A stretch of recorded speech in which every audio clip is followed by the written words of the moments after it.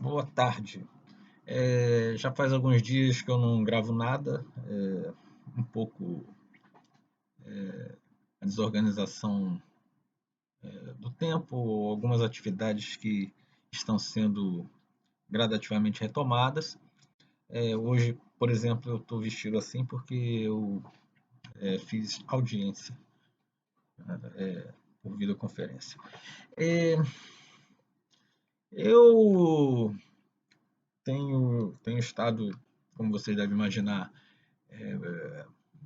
intrigado com algumas coisas que têm acontecido, então essa exposição de hoje, vocês vão estranhar que vai parecer que eu sou professor de outra matéria, mas estará no catálogo daqueles comentários que são do direito constitucional, resvalando inevitavelmente em algumas questões da política, né? Até o limite em que eu posso comentar, considerando as restrições constitucionais exigíveis para os magistrados. O que aconteceu de mais palpitante na sexta-feira foi divulgado o vídeo de uma reunião ministerial, uma reunião do Ministério, né, do Presidente da República, portanto, uma reunião da cúpula do Poder Executivo do país. E, naturalmente, surgiram algumas questões, algumas indagações no, no que diz respeito ao próprio direito constitucional, né? Então, depois que o ex-ministro Sérgio Moro deixou o governo, foi instaurado, a requerimento da Procuradoria-Geral da República, um inquérito. Né? Um inquérito que tramita no Supremo Tribunal Federal, né? Tendo em vista que o envolvimento, né, em tese, do presidente da República, uma questão de prerrogativa de foro. O inquérito, como possivelmente vocês já estudaram no direito processual penal, é um procedimento de natureza pré-processual, não é? Que se instaura, não é, para a apuração de condutas possivelmente criminosas. Por que nós dizemos possivelmente? Porque o inquérito se instaura a partir da informação ou a partir da verificação no plano dos fatos de uma conduta que possivelmente, não é? Não se tem certeza, não é? No primeiro momento, mas a conduta possivelmente seja tipificada como crime. Né? Então, nos termos do artigo 5º do Código de Processo Penal, né, o inquérito se instaura, primeira hipótese, ele se instaura de ofício, e quem instaura o inquérito de ofício de regra, a autoridade policial. Né? Eu vou dizer, de regra, há uma discussão que vai caber aqui durante a discussão, né? E o inciso 2º do artigo 5º prescreve que, isso em relação aos crimes de ação pública, o inquérito será iniciado, né? O inquérito policial será iniciado mediante requisição da autoridade judiciária ou do Ministério Público. Neste caso, foi uma requisição do Procurador-Geral da República, portanto, do Ministério Público, autoridade judiciária, ou a requerimento do ofendido ou de quem tiver a qualidade para representá-lo. Né? Autoridade judiciária, né? Requisição da autoridade judiciária, né? Importa a regra de que os juízes, eles, mesmo tendo conhecimento de condutas criminosas, eles não instauram esse procedimento de ofício. Ou seja, os juízes, até por conta do princípio que nós já comentamos aqui, o princípio da inércia que se aplica aos juízes, os juízes eles não devem deflagrar, não devem, de regra, vou falar de uma exceção depois, mas eles não deflagram, né, inquérito, eles não deflagram investigações propriamente, né? O artigo 40 do Código de Processo Penal prevê que os juízes, ao tomarem conhecimento no curso do processo de condutas que possam ser reputadas como crime, o juiz ele não instaura inquérito, ele não instaura investigação, ele comunica ao Ministério Público. Nesse caso, o que o juiz vê, ele comunica ao Ministério Público, e o Ministério Público, na forma do artigo 5º do Código de Processo Penal, instaurará o inquérito, né?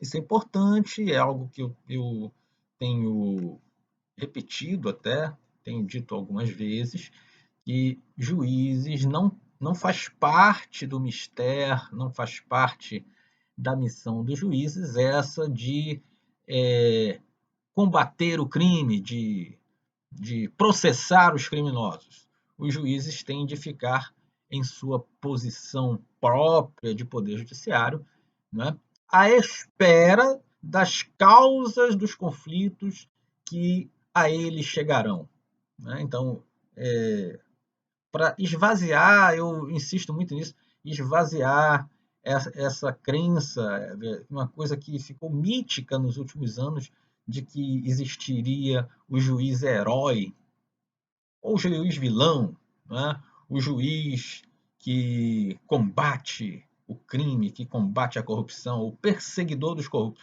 No dia que vocês ouvirem dizer que existe um juiz perseguidor dos ladrões, dos assassinos, dos corruptos, dos criminosos que sejam, vocês estarão diante de uma história viciada, uma história que não é de juiz, porque se o juiz for perseguidor de alguém, esse juiz simplesmente não pode julgar.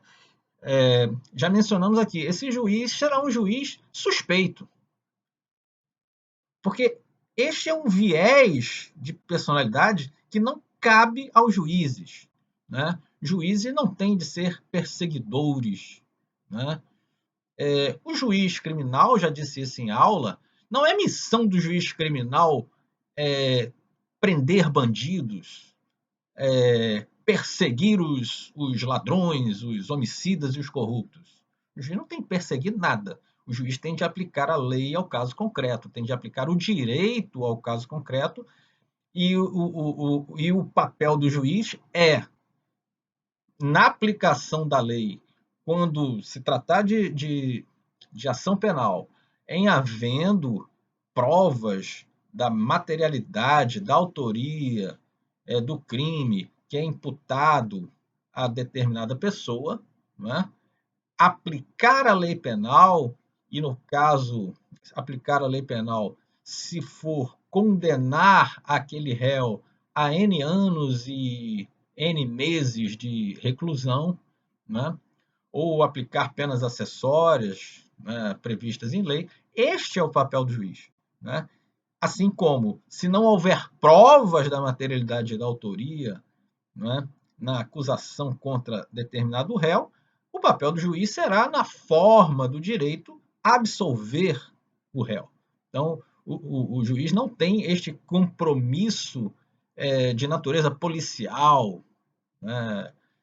O juiz não, dentre os vingadores, os super-heróis, não deverá haver juízes, né? Juízes não são vingadores, né? Não devem ser, né? A propósito, então, do inquérito que está no Supremo Tribunal Federal e que é presidido pelo ministro Celso de Mello, no curso desse inquérito, não é, houve o requerimento de um dos interessados, né, uma das pessoas investigadas, que é o ex-ministro Sérgio Moro, houve um requerimento para que fosse liberada à mídia o registro em vídeo de uma reunião ministerial, dessa reunião ministerial, que aconteceu no dia 22 de abril. Né? A Advocacia Geral da União, né, falando em defesa do presidente da República, e aqui entre parênteses, a Advocacia Geral da União, assim como os demais órgãos de, de defesa dos estados, dos municípios, né, os demais órgãos da advocacia pública, têm como uma de suas tarefas a de defender os atos, não é? Os atos dos servidores públicos, não é? Do presidente da República, no caso da Advocacia Geral da União, dos atos dos ministros, atos de membros de outros poderes. Não é? Eu mesmo já tive a oportunidade, a gente falou oportunidade do ponto de vista jurídico, né? A oportunidade é uma coisa chata, né? Mas quando atos meus foram questionados pelo cidadão, né? No aspecto administrativo, de Advocacia Geral da União também, não é? Fazer a defesa dos meus atos enquanto autoridade, enquanto membro da estrutura de poder da União. Né? Portanto, por dever de ofício, a Advocacia Geral da União apresentou uma defesa na qual pleiteou ao ministro Celso de Mello que contivesse, né, a divulgação do vídeo a momentos, a trechos do vídeo que dissessem respeito especificamente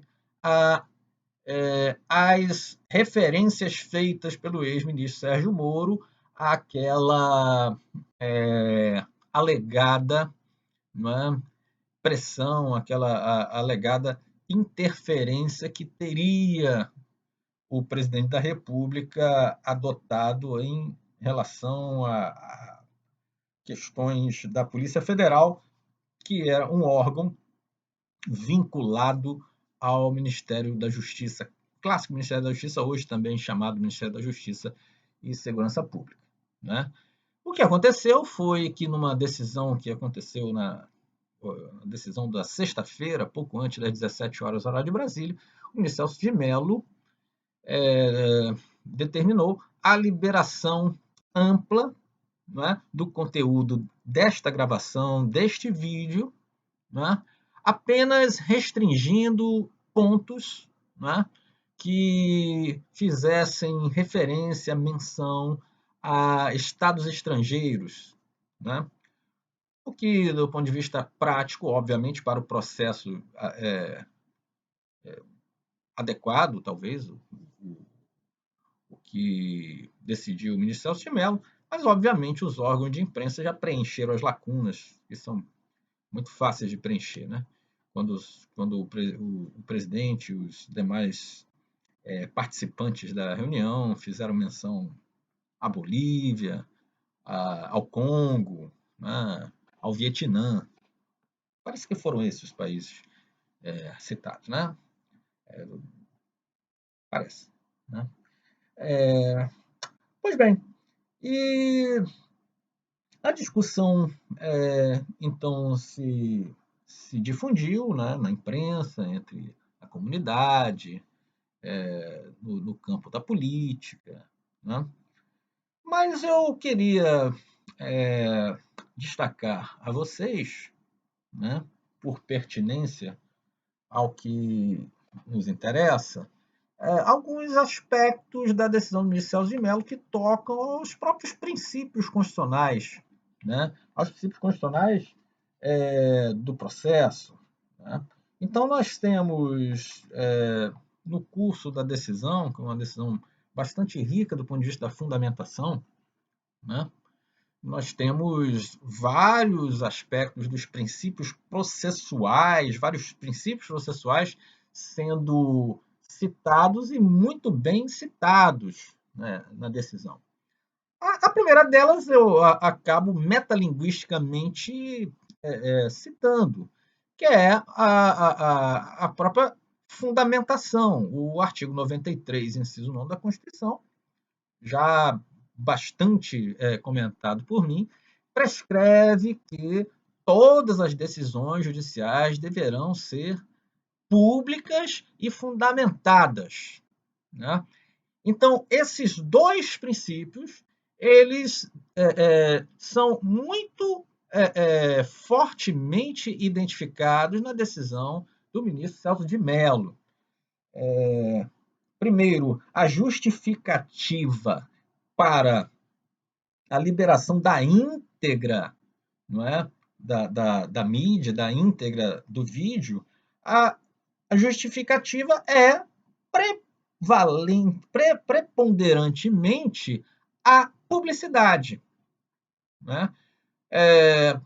Como eu devo ter dito a vocês em aula, já devo ter repetido no vídeo que fiz aqui sobre a matéria dos princípios constitucionais aplicáveis ao processo, né? O sigilo, o segredo, né?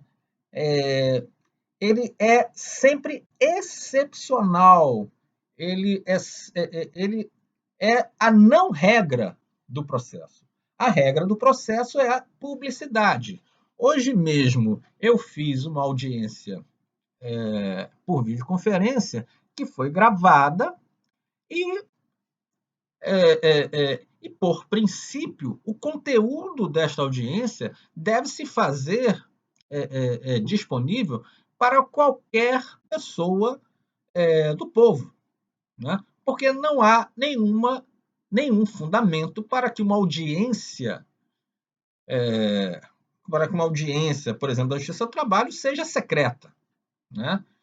Portanto, as eventuais, inclusive, os eventuais excessos do juiz na condução da audiência, eles ficaram públicos, assim como os diálogos né, é, nem sempre temperados que ocorrem nas sessões, por exemplo, do Supremo Tribunal Federal, não podem ser secretos e elas estão aí, né, disponíveis, inclusive ao vivo, para todos, nas sessões que são transmitidas pela TV Justiça. Né? Publicidade e a fundamentação. Né? Nós, para quem tiver a possibilidade, é muito bonito você poder ler, são 55 páginas, mas ler a fundamentação que o ministro expõe no seu julgamento, para que tudo que ele decide como juiz, tudo que nós, juízes, decidimos, tem de estar sempre explicado. A explicação pode ser mais ou menos concisa, pode ser uma explicação ou não precisa ser uma explicação sempre de 55 páginas, mas os juízes têm essa obrigação constitucional, lembrando o artigo 93, inciso 9 da Constituição, essa obrigação constitucional de tudo fundamentar. Como eu recentemente escrevi e acabei replicando isso em várias decisões, não é? Isso vale, claro, para todos que participam do processo, para o juiz, por uma determinação, inclusive, de caráter constitucional, mas para todos que operam no processo, existe uma permanente obrigação de dizer os porquês. Então, eu tenho repetido que nós somos escravos dos porquês. Para tudo, temos de dizer porquês. Eu aproveito até os alunos que foram do ano passado vão lembrar desse episódio, né, um episódio que eu já considero importante na minha vida de professor. Eu elaborei uma questão, e uma questão que é de banco de dados, todos os anos ela aparece de alguma forma, quando é processo do trabalho. E eu disse assim: aponte dois exemplos aponte 2 exemplos desse princípio processual que você encontra no texto tal. Aí os alunos escreveram assim: princípio da fundamentação, princípio da publicidade. E não explicaram por que havia princípio da publicidade e princípio da fundamentação. E eu tirei ponto porque eu disse: mas cadê a fundamentação? Os alunos, né, de modo muito inteligente até na ocasião, recorreram da questão ou recorreram da correção, porque o professor, eu, não teria pedido explicitamente no enunciado da questão que eles deveriam fundamentar. Né? Eu acolhi o recurso, né? Acolhi por uma questão de prudência, né? Porque, devo dizer, inclusive, porque gostei do fato de os alunos terem feito uma pesquisa, terem feito, escrever uma peça para recorrer, mas registrei na ocasião, né, o que também não impede que eu melhore os enunciados das questões, é claro. Né? Mas ponderei aos alunos que a fundamentação, para nós, é algo que não precisa ser pedido explicitamente. Né? Tudo que nós escrevemos, tudo que nós defendemos, tudo que nós é, argumentamos, né, nós precisamos fundamentar. Né? Tem que dizer, então, assim, olha, eu, excelência, tenho direito a receber o aviso prévio, ponto. Não, mas não pode parar no ponto. Eu, excelência, tenho direito a receber o aviso prévio, porque eu fui comunicado de que seria dispensado no dia tal, né? Daqui a 30 dias, etc, etc, etc. Então, você tem que explicar por que você está pedindo o tal do aviso prévio. Né? Portanto, você tem numa decisão essa preocupação, né, com os princípios. Há uma preocupação que permeia toda a decisão do ministro Celso de Mello, também no que se refere ao devido processo legal. Né? O processo precisa obedecer tudo aquilo que está no modelo constitucional, né? Quanto ao contraditório em ampla defesa, a possibilidade de produzir provas, né? É, a, todo o arcabouço de acesso à jurisdição, né? Todas aquelas regras constitucionais que garantem que o processo se vá adiante conforme as regras do jogo constitucional, isso está muito também evidenciado na decisão do ministro Celso de Mello. O ministro Celso de Mello também fala muito na questão fala em alguns pontos sobre a questão da paridade de armas, da igualdade das partes do processo. Inclusive, essa é uma das justificativas para liberar o conteúdo do vídeo todo, e não aquelas partes que interessem a apenas um dos lados do processo, a apenas um dos polos do processo. Vamos liberar todo o conteúdo, porque aí ambos os interessados, ou os diversos interessados do processo, têm acesso igual ao conteúdo todo. Né? Essa é uma ideia assim, de igualdade, né, no processo. Quer dizer, eu tenho documentos no processo cujo conteúdo eu libero para ambas as partes, não para só uma delas, porque eu possibilito que ambas as partes, né, teçam as suas considerações, interpretações, avaliações, valorações a respeito das provas, dos elementos do processo. Né? Isso é extremamente importante. Né? Essa importância que eu a qual eu retorno, dos princípios constitucionais, elas, no dia de anteontem, que foi dia 23 de maio, né, me sensibilizaram muito, porque, e aí tem vou passar aqui um pouquinho para o comentário político, né, a partir do constitucional, porque, como eu disse anteontem, dia 23 de maio, foi foi comemorado o aniversário da Constituição da Alemanha de 1949, né? E achei curioso porque houve um registro, não é, da chanceler, lá se diz assim, Kanzlerin, né? É até uma coisa curiosa, né? Aqui no Brasil, alguns anos atrás, havia uma discussão se era certo ou não era certo chamar a presidente Dilma. Eu gostava de chamar de presidente, mas isso era uma decisão minha, né?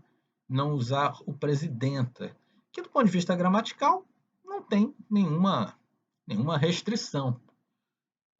Se a presidente gostava de ser chamada de presidenta, né? Quero dizer que do ponto de vista da língua portuguesa, tanto faz, né?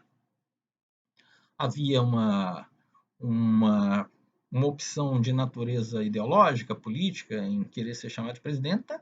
Havia, né? Assim como do meu ponto de vista, além de ser uma escolha em termos de língua portuguesa, deve ter também na minha mente algo de caráter ideológico. A igualdade entre homem e mulher previsto na Constituição, ela implica chamar o homem ou a mulher chefe do Poder Executivo ou chefa do Poder Executivo de presidente quando for homem, presidenta quando for mulher. É nisso que consiste a aplicação concreta do princípio da igualdade, ou o princípio da igualdade é chamar um e outro de presidente? A resposta é absolutamente em aberto. Então, fica no fim das contas, se pode ser presidente ou presidenta, chama pelos dois. Mas na língua alemã nem se põe essa discussão, porque se for o homem é Kanzler, e se for mulher é Kanzlerin. Essa flexão de gênero na língua alemã, lá, que eu saiba, nunca teve discussão. Como a Angela Merkel também é a primeira mulher que alcança o cargo, né? Também a palavra Kanzlerin, né, está sendo inaugurada com ela, né? Pois bem, mas a Kanzlerin, a chanceler Angela Merkel, fez um discurso, colocou no perfil do Instagram dela, perfil do Instagram, também é o meu jeito de chamar, tem gente que chama de IG ou de IG, não sei nem como é assim. Eu digo assim, é o perfil do Instagram. Colocou na página do Instagram dela uma mensagem de alguns minutos celebrando o aniversário da Constituição Alemã, né? E isso a Merkel tem feito constantemente nos últimos tempos, nos tempos da pandemia, porque ela tem uma preocupação permanente em justificar regras de restrição a direitos fundamentais que são aplicadas na Alemanha, e não só na Alemanha, em praticamente todos os países do mundo, regras de restrição, como eu disse, restrição de direitos fundamentais, as pessoas serem obrigadas a ficar em casa, de as empresas não poderem funcionar, não é? de pessoas só poderem sair na rua, por exemplo, se estiverem usando máscaras, né? Ou em alguns lugares onde funciona o chamado lockdown, só pode sair se for para trabalhar em serviços essenciais, comprar comida ou remédio, né? Então ela tem essa preocupação quase diária de justificar, de dar um alento ao povo alemão, para dizer, como ela disse sábado, que essas restrições elas são temporárias, né? Que essas coisas não vão vigorar para sempre. e que é preciso que o povo alemão tenha paciência, as pessoas precisam ter paciência, nós todos precisamos ter paciência, né? E isso ela tem feito de uma forma muito equilibrada, falando de modo oficial, né? Falando, obviamente, depois de conversar com os governadores, não lembro se lá se chamam governadores ou presidentes dos estados, dos Länder, alemães. Para quem não lembra, a Alemanha também é um estado federal. No outro dia eu posso falar, inclusive, de como funciona lá o sistema eleitoral, que é bem peculiar. Né? É um estado federal, são 16 Länder, se a minha memória não me trai agora. Né? E ela, obviamente, está em permanente conversa com esses governadores, com esses administradores regionais, para definir a política alemã de combate à pandemia. Né? É, e agora já vou voltar para o Brasil. Né? Eu tenho a curiosidade, com um pouquinho de alemão que eu já estudei, mas tenho a curiosidade de tentar descobrir. Nem sempre eu entendo o que ela fala, mas eu basicamente entendo a legenda. Mas eu já tentei descobrir, já tentei achar no discurso da chanceler quando foi que ela falou de remédio, quando foi que ela falou de cloroquina, né? Quando foi que ela saiu na rua para fazer discurso e abraçar os populares lá na rua de Berlim, né? Eu ainda não vi, né? Eu ainda não vi. A Constituição Alemã de 1949, ela historicamente, talvez você já tenha visto isso na aula de Direito Constitucional, ela historicamente é um documento que inaugura uma fase do direito constitucional chamado neoconstitucionalismo. É um constitucionalismo pós-formalismo, ou seja, um formalismo que estabelece a Constituição como um conjunto de normas jurídicas, de princípios e regras que são de atendimento cogente, obrigatório pelas pessoas e que vincula fortemente toda a atuação dos agentes estatais, dos três poderes, e vincula, em especial, os juízes que devem interpretar o direito sempre à luz da Constituição. A ideia do neoconstitucionalismo, ela implica, por exemplo, a ideia, e lembro de algum tempo ter ouvido uma palestra do ministro Edson Fachin, em que ele sublinhava isso de modo muito pertinente, em que todos os juízes, todos, não interessa se é juiz criminal, do civil, do trabalho, auditor militar, de vara de fazenda pública, todos os juízes são juízes constitucionais. Alguns doutrinadores são bastante fortes nisso, a ponto de dizer que nenhum juiz, por exemplo, no sistema brasileiro, está autorizado a abster-se, não é, de considerações sobre, por exemplo, sobre a constitucionalidade da lei que ele está aplicando. Isso importaria que juízes, a toda aplicação de direito, né, refletirem sobre esta lei infraconstitucional que eu estou aplicando, ela é constitucional? Né?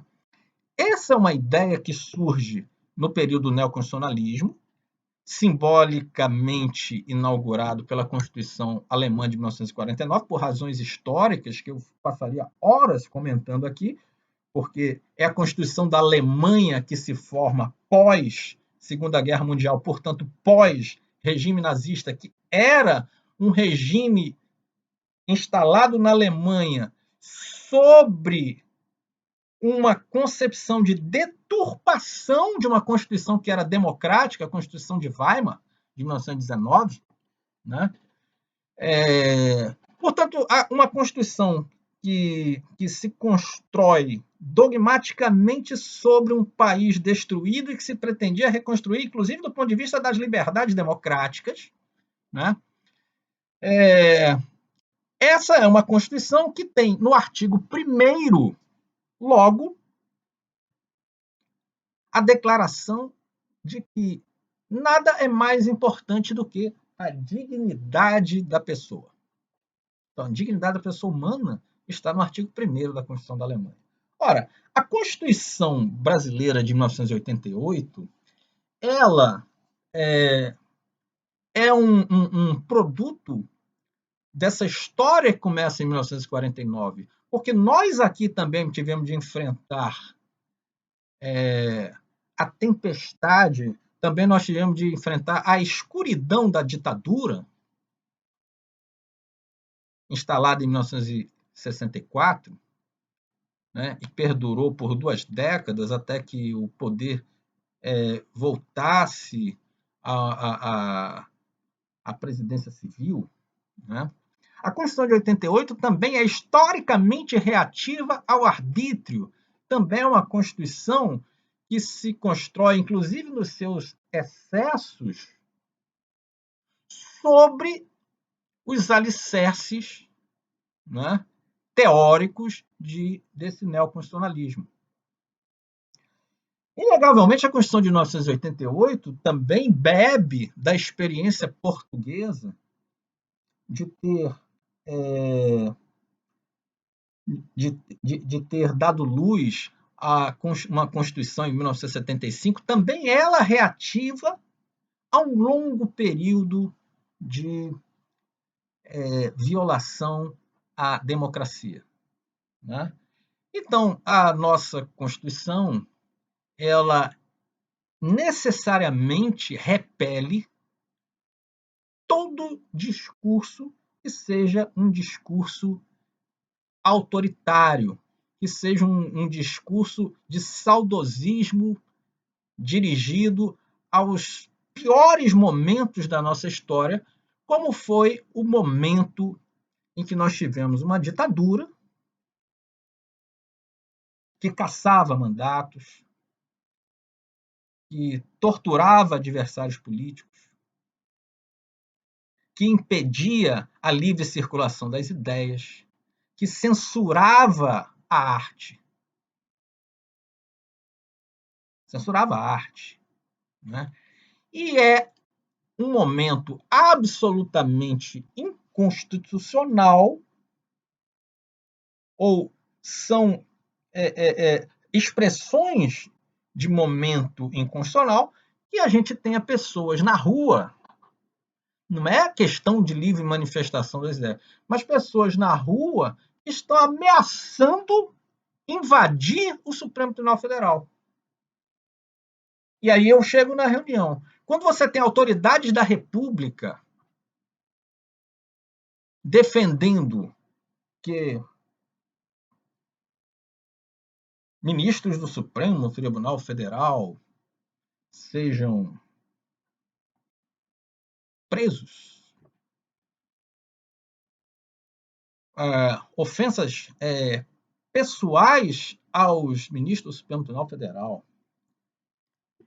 Quando existe ministro de Estado defendendo que a sorrelfa e defendendo que a margem da Constituição Federal seja destruída uma legislação que existe para defender o meio ambiente.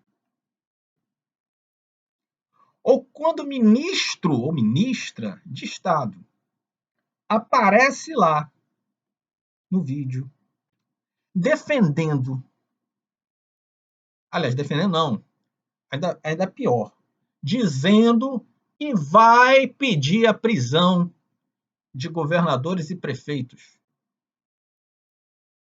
Qual é a legitimidade constitucional para o ministro de Estado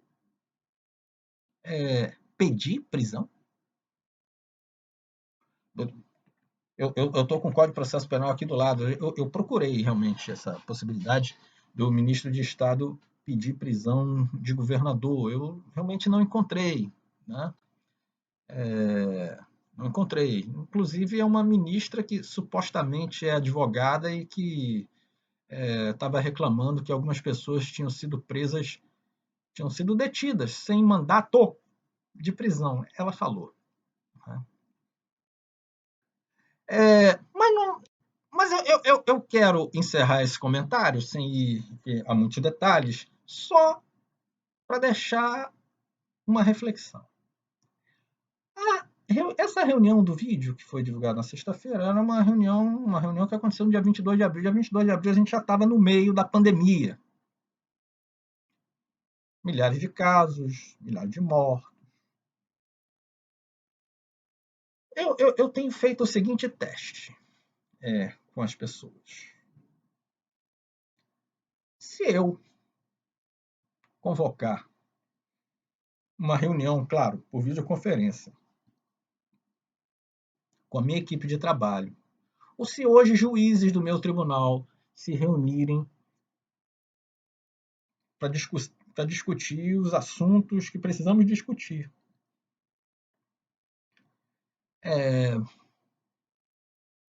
Se comentaristas de futebol dos canais de esporte se reunirem hoje para comentar esporte. Reunião de empresários. Qual é o assunto? Todos os assuntos converterão para a pandemia. Os empresários vão discutir, gente, como é que nós vamos fazer, que as empresas estão fechando, como é que nós vamos fazer para reabrir os negócios? Eu e minha equipe vamos discutir. Eu e os juízes, meus colegas. Escuta, qual vai ser qual é a nossa estratégia para esse momento? Como é que nós vamos fazer nossas audiências? Como é que nós vamos deliberar nos processos? Como é que nós vamos fazer? Né? As famílias estão se reunindo por videoconferência e dizem assim, e aí, gente, quando vai ser nosso encontro depois da pandemia? Né? Ou seja, em todos os lugares as pessoas estão trocando ideias sobre o que fazer durante e depois da pandemia. Aí você espera o quê? Que no governo do seu país as pessoas estejam preocupadas com isso. Aí você vê uma reunião de ministério que aconteceu no dia 22 de abril, passam 2 horas conversando e cadê o assunto pandemia? Eu acho que o mais notório foi o ministro do Meio Ambiente dizer que nós precisávamos aproveitar a tranquilidade da pandemia, né? A tranquilidade do momento para fazer outras coisas. Né? Cadê a política econômica para enfrentar a pandemia? Cadê o ministro da Saúde? Deu pena dele até, né? Cadê o ministro da Saúde? Então, o que as pessoas que prestaram atenção naquilo estão pensando não é nem palavrão. Sinceramente, vai até sair um artigo meu desses jornalísticos, eu escrevi, estou mandando aí para publicar. Eu queria que eles tivessem falado 1000 palavrões. Mas fosse o palavrão assim, olha. Pipipi. Como é que nós vamos resolver o problema econômico dessa pipipi? Né? Nós precisamos mandar esse vírus para pipipi. Ministro da Economia,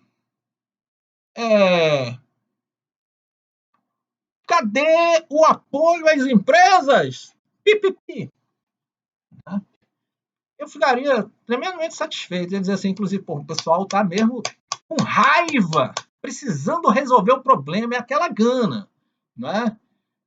Tipo, a gente, né? A gente tem, sei lá, vai fazer o exame da OAB, né? E diz assim, depois da prova diz assim, eu acertei 90 questões. Então, o palavrão não é o problema é realmente o contexto daquilo, né? Pelo menos eu acho. né? Se foi palavrão, foi palavrão. O problema não foi o palavrão. O problema é você dizer que os ministros do Supremo têm de ser presos, ou então dizer assim: eu não vou obedecer à ordem do ministro do Supremo, eu não vou dar meu celular. Né? Isso aí você pode dizer até assim: eu não vou obedecer à ordem do ministro do Supremo, eu não vou obedecer à ordem judicial. Oh, querida, eu não vou obedecer quando o juiz mandar. Assim é pior, assim é crime. Né? Agora, se você falar o palavrão, vai dizer assim: o ministro mandou entregar meu celular, não tem jeito, eu tenho de entregar mesmo, porque eu tenho de cumprir a lei. Pode falar o palavrão que tiver. Então, a questão é o contexto. Então, vamos analisar sempre esse contexto em que as coisas são ditas. É mais importante do que as palavras que são ditas. Então, para terminar, a minha opinião sobre aquela reunião é a pior possível em razão do contexto, porque o assunto mais importante que havia para falar simplesmente foi ignorado, o que demonstra, né, não sei se falta de preparo de uma pauta adequada, não sei se desorganização, ou se efetivamente existe aí uma nota de insensibilidade, né, das pessoas que ocupam o poder. Não sei se eu terminei falando do que eu pretendia falar no começo, mas paciência, está gravado. Um abraço para vocês.